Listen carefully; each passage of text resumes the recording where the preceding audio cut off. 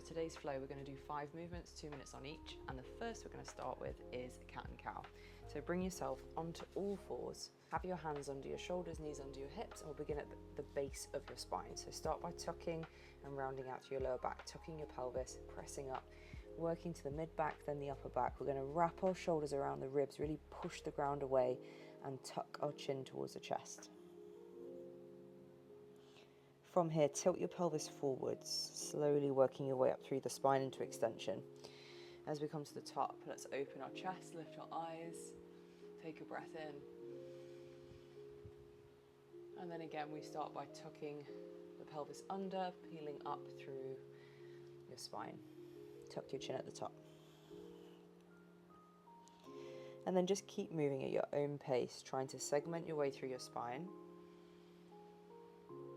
Focusing on breathing in and out of your nose where you can. You can hold each end position for a little bit longer to increase the stretch.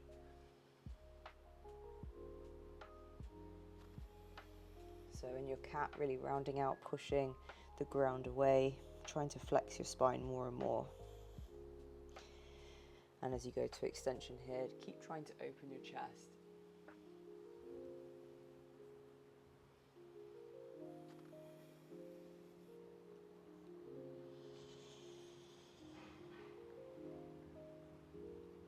Another thing I like to do from here is make some circles. So if you think about pressing out through the side of your body, rolling around, all the way around to the other side.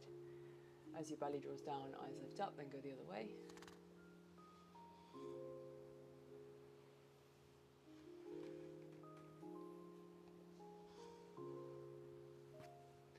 Just working that stretch into other areas, into the ribs and the lower back.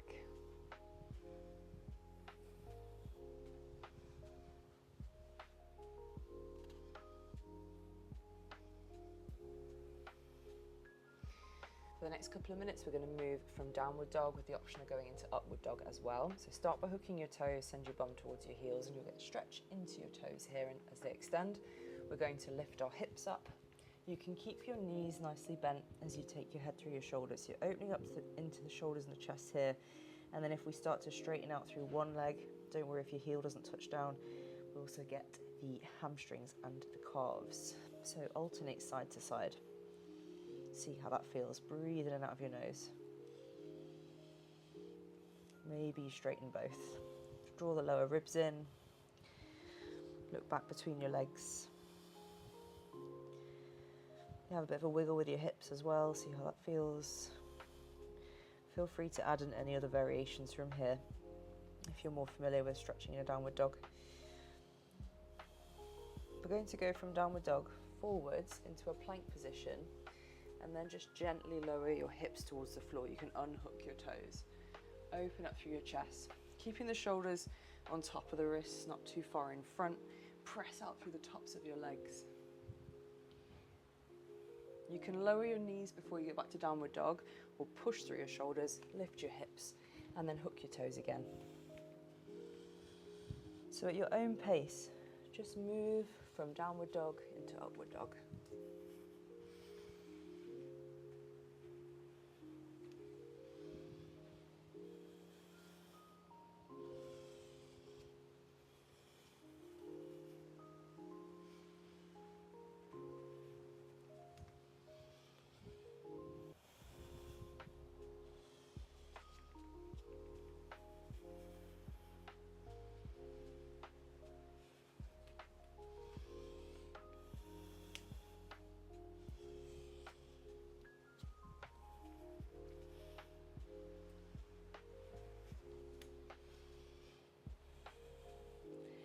And then you might want to spend a little bit more time in one than the other. So from your downward dog, again, you can play around with shifting your hips side to side. Maybe add a twist, reaching one arm through towards the opposite leg. It can be high on the leg or lower on the leg.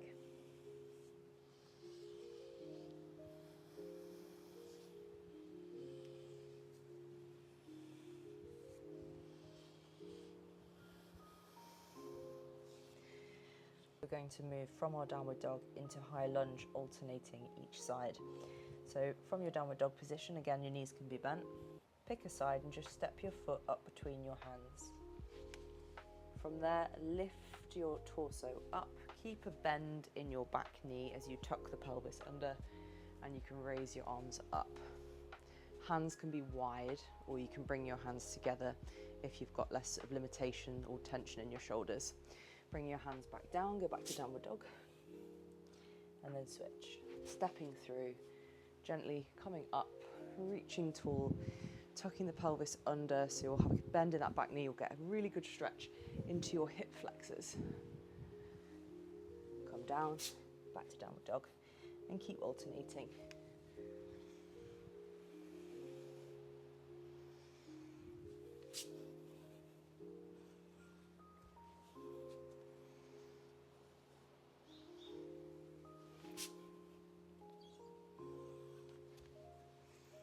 As your hips open up, you may find you can start to straighten the back leg a little bit more, maybe even lengthen the lunge. If you need to make it easier, bring your feet a bit closer together.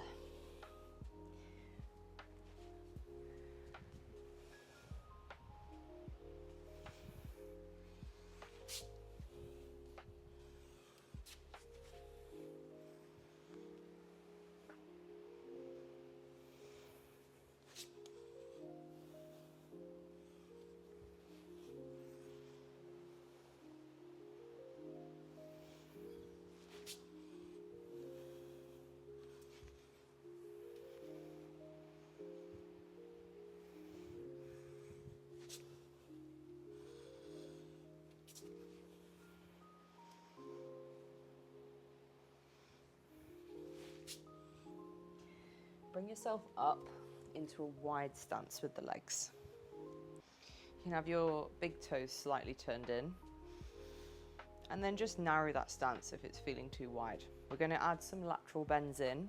So raise one arm up, reach as far across to the opposite side as you can. The other hand glides down the outer leg. Come all the way up, use your core to lift, and then switch to the other side. And just keep moving side to side, lengthening out through the side of the body, stretching through the ribs, stretching into the lower back and the hips. As you start to open up a bit more, you may find it feels good to fold all the way around to the front and then switch. Coming up and then going back the way you came.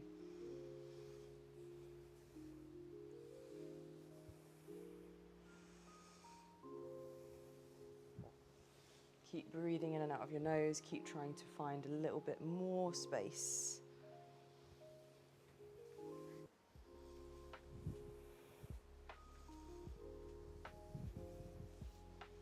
If you feel you need to hold each side a little bit longer, then do. The bottom side of the ribs is really going to contract and draw in as we lengthen through the top side.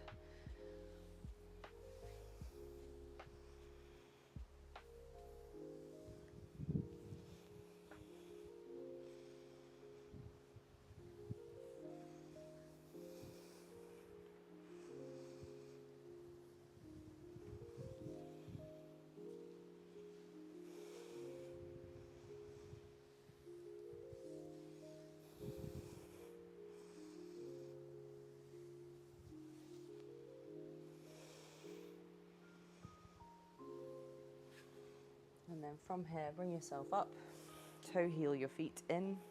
We're going to come down into a squat. For the last couple of minutes in your squat, you've got the option of sitting on the floor instead. So if it feels too much to sit in your squat, that's fine. We're going to add some twists. If you're in your squat, you're going to reach one arm out in front. That can be on the floor or holding the ankle. The opposite arm is going to reach back. So I'm showing you from the seated position, so you can do it from here, and then switch, hand holds the ankle and reach back. Keep trying to rotate, really expand, create more space in the chest. If you're in your squat position, hand can be on the ground in front, or like I said, you can hold your ankle. And just keep moving side to side. It can help to deepen that twist if you hold it as you reach. Take a big breath in. As you exhale, breathe out of the mouth and try to rotate further. You can do that for as many breaths as feels good for you.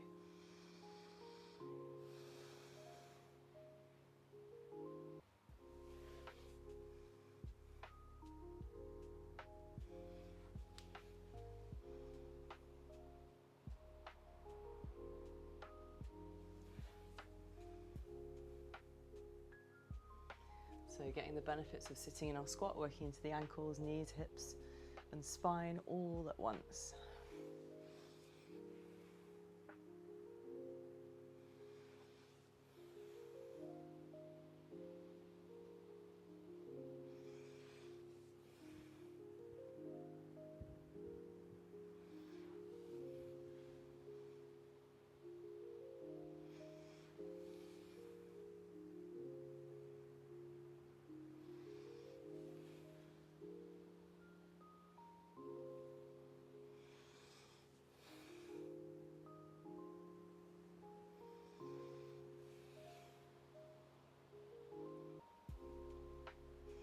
From there, you can sit, rest, however's comfortable for you.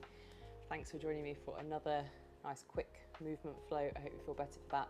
Let me know by leaving me a comment below. Don't forget to subscribe and also stay subscribed to my emails to receive 10-minute mobility videos each week.